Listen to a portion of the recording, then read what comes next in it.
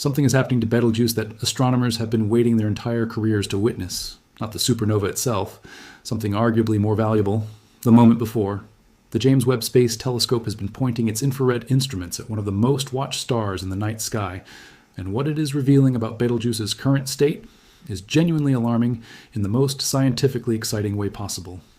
Betelgeuse is dying. We have known this for decades, but dying on a stellar timescale and dying in our lifetimes are two very different things. What Webb is now showing us, with a level of resolution and infrared precision that no previous telescope could achieve, is that the processes happening inside and around Betelgeuse right now match in disturbing detail what astrophysicists predicted they would see in the star's final phase. Not its final million years, not its final 100,000 years, its final phase. The 2019 Great Dimming event confused and fascinated astronomers for years. Webb has now provided an answer, and that answer raises more questions than it resolves, because what it reveals about the state of the star today suggests that Betelgeuse is not recovering from instability. It is deepening into it. By the end of this video, you're going to understand exactly what Webb found, what it means for Betelgeuse's future, what a genuine Betelgeuse supernova would actually look like from Earth, and why the data being collected right now may be the most scientifically important astronomical observation of our generation, even before the star explodes.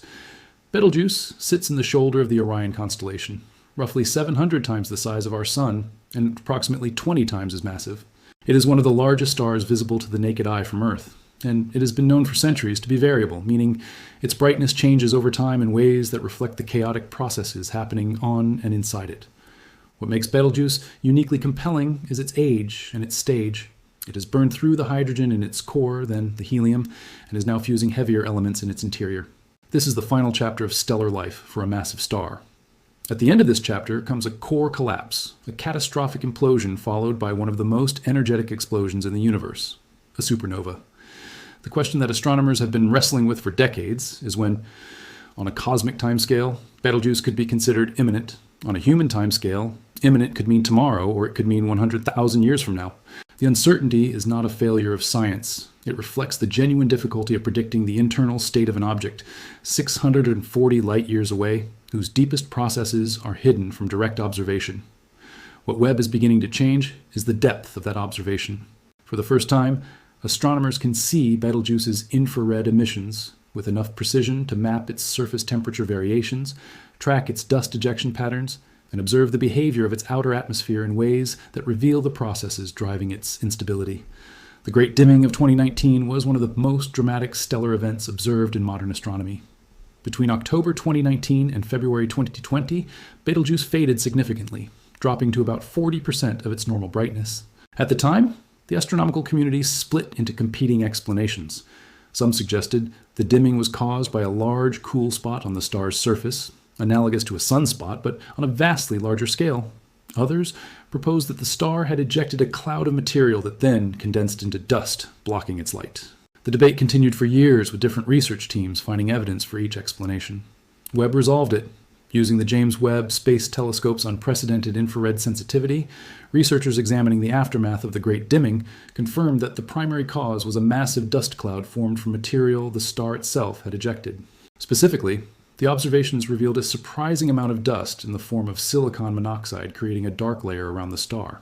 This dust, the same type that can nourish newborn star systems and eventually contribute to planet formation, formed near Betelgeuse and effectively dimmed its light as seen from Earth. The surface cool spot was real, but secondary. The dominant mechanism was dust ejection and condensation on a scale that had not been directly confirmed before. This finding is significant for two reasons. First, it confirms that Betelgeuse is actively ejecting significant quantities of material into the space around it. Mass loss of this kind is a characteristic behavior of massive stars in their late evolutionary stages, and the rate at which Betelgeuse is losing mass through these ejections is one of the factors that will determine how close it is to the end. Second, the formation of dust clouds of this type and scale indicates that the convective processes driving material from Betelgeuse's interior to its surface are operating with unusual intensity. Convection in Betelgeuse is nothing like convection in our Sun. The convective cells on Betelgeuse's surface are enormous, some reaching sizes comparable to the distance between Earth and the Sun. These giant bubbles of hot gas rise from the interior, cool at the surface, and sink back down. But in Betelgeuse, they do so with a violence and irregularity that directly produces the surface instability Webb is now imaging. The resolution that Webb brings to Betelgeuse observations is genuinely unprecedented. Previous high-resolution imaging of Betelgeuse had already shown that it is not a uniform sphere but a lumpy, asymmetric object with visible hot and cool regions on its surface. Webb takes this further, using its infrared capabilities, which allow it to see through the dust that obscures shorter wavelength observations. Webb can trace the temperature distribution across Betelgeuse's disk, with a precision that reveals the convective structure in real time. The images show a star whose surface is in constant turmoil, with bright convective plumes rising and fading over timescales of weeks to months. What do these observations tell us about the timeline to supernova? The honest scientific answer is that they narrow the uncertainty without eliminating it. The data from Webb is consistent with a star that has entered its final evolutionary phase. The mass loss rates, the convective instability, the dust ejection patterns, all of these are behaviors that theoretical models predict for a massive star in the centuries to thousands of years before core collapse.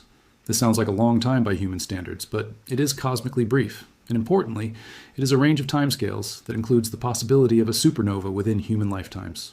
Astronomers are genuinely uncertain about whether Betelgeuse will explode before any of us alive today are born, or after our grandchildren's grandchildren are gone.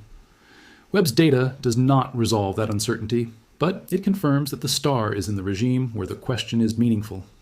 The practical reality of observing a Betelgeuse supernova from Earth is worth understanding clearly because the popular conception of it is often either overblown or understated. When Betelgeuse eventually explodes, the event will be visible from Earth in a way that no supernova has been visible since before the invention of the telescope. At its peak brightness, the supernova remnant could be brighter than the full moon. It would be visible in broad daylight. It would cast shadows at night. For weeks, possibly months, Orion would have an extraordinarily bright extra star that would be visible to everyone on Earth without any optical aid whatsoever. This is not a threat to Earth. Betelgeuse is far enough away that the radiation and particle flux from its explosion will be dramatically diluted by the time it reaches us. At 640 light years, the energy deposition from the supernova is many orders of magnitude below what would be needed to affect Earth's atmosphere or biosphere. The misconception that nearby supernovae are dangerous to Earth generally applies to events within 30 light years or so. Betelgeuse is more than 20 times farther than that threshold. What we will experience is an extraordinary astronomical spectacle, not a hazard. What scientists will experience during a Betelgeuse supernova is harder to overstate. The proximity of the event, unprecedented in the era of modern astronomy, will allow every telescope and detector on Earth and in orbit to study the explosion in real time across every wavelength of electromagnetic radiation simultaneously. The neutrino burst that precedes the visible explosion by several hours will be detected by underground neutrino detectors that have been built and maintained in part with exactly this event in mind. The gravitational wave signature of the core collapse may be detectable by facilities like LIGO and Virgo. The evolution of the remnant over months and years following the explosion will be observable in resolution that no previous supernova has allowed. Webb itself would need to manage its observations carefully because the supernova at peak brightness would be too bright for direct imaging, but the surrounding dust and gas, the early evolution of the remnant, and the behavior of the ejected material as it expands outward would provide data of incalculable scientific value. The elements synthesized in the explosion, including heavy elements that can only form in the extreme conditions of a core collapse supernova, would be directly observable in Webb's spectra. For the first time in the history of astronomy, scientists would be able to trace the production of elements in real time as they are created and ejected by a supernova. The significance of Webb's current observations of Betelgeuse is not that they have captured the explosion. They have not. The supernova has not happened. What they have captured is the most detailed portrait ever made of a star in its final evolutionary stage, and that portrait is providing the baseline observations against which any future changes in Betelgeuse's behavior will be measured.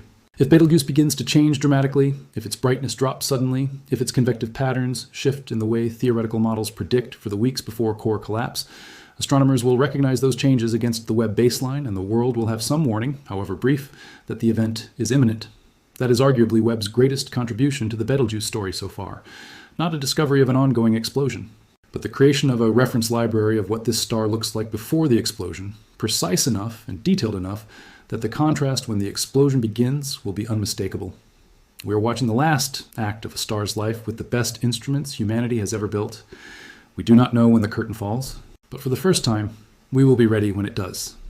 The broader scientific context of what Webb is doing at Betelgeuse connects to one of the deepest questions in astrophysics. We understand in general terms how massive stars live and die. The theoretical framework of stellar evolution, built over more than a century of observation and calculation, gives us a robust picture of the stages a star passes through from birth to death. What we lack is observational confirmation of the final stages of that process in real time. Every supernova that has been observed in detail was either too distant to resolve its progenitor star clearly, or was discovered after the explosion had already begun. Betelgeuse offers something unique, a nearby star that we know with certainty is approaching its end, close enough to resolve individual features on its surface and observable with the most powerful suite of telescopes ever built. The scientific value of Webb's Betelgeuse baseline observations therefore extends well beyond Betelgeuse itself. When astronomers search other galaxies for stars that might be approaching supernova, they will compare those stars' properties against what Betelgeuse looks like in Webb's data. The infrared signatures, the dust ejection patterns, the surface temperature variations, all of these become reference points for identifying other pre-supernova stars and galaxies millions of light years away. In this sense, Webb is using Betelgeuse to build an instruction manual for recognizing stellar death across the observable universe. The element formation story is perhaps the most profound dimension of what a future Betelgeuse supernova will reveal. The atoms in your body were not created in the Big Bang. The Big Bang produced primarily hydrogen and helium. The heavier elements, the carbon in your cells, the oxygen you breathe, the iron in your blood, were forged in stars and distributed through space by stellar explosions. Every atom heavier than hydrogen that makes up the Earth, and everything on it, was processed through at least one stellar interior and ejected by at least one stellar death before being incorporated into the cloud of gas and dust that eventually formed our solar system. Betelgeuse is going to add to that inventory. When it explodes, the nuclear reactions in its collapsing core will synthesize elements that can only form in the extreme temperatures and pressures of a core collapse event. These include many of the heaviest elements in the periodic table, produced in the final fractions of a second of the star's life and scattered across light years of surrounding space. Webb, along with other observatories, will be positioned to trace the composition of that ejected material and watch in real time as the universe's chemical inventory grows. This is the story that makes Betelgeuse more than a spectacular light show. It is a direct window into the process that made us. The atoms that will be forged in Betelgeuse's explosion will eventually, over billions of years, contribute to new star systems, new planets, and potentially new life. Looking at Betelgeuse is looking at our own origins, running in forward time. The star is completing a cycle that began billions of years before Earth formed and will continue billions of years after the sun burns out. Webb's data so far confirms that Betelgeuse is in a state of genuine and deepening instability. The Great Dimming was not an anomaly. It was a symptom of a star whose surface convection is increasingly violent, whose mass loss is ongoing, and whose internal structure is evolving toward the endpoint that physics demands of stars this massive. Whether that endpoint arrives in our lifetime is uncertain. What is certain is that we are watching it more clearly than any previous generation of humans has ever been able to watch anything in the night sky. The next chapter of the Betelgeuse story will be written by the star itself on its own timescale. Until then, Webb will keep watching. And when the moment comes, whether in a decade or 1,000 years, the instruments we have built and the observations we are making right now will ensure that we do not just see the explosion, we will understand it. That is what makes this the most important stellar observation of our generation. Not the explosion, the watching, the understanding, the preparation for the moment that is coming,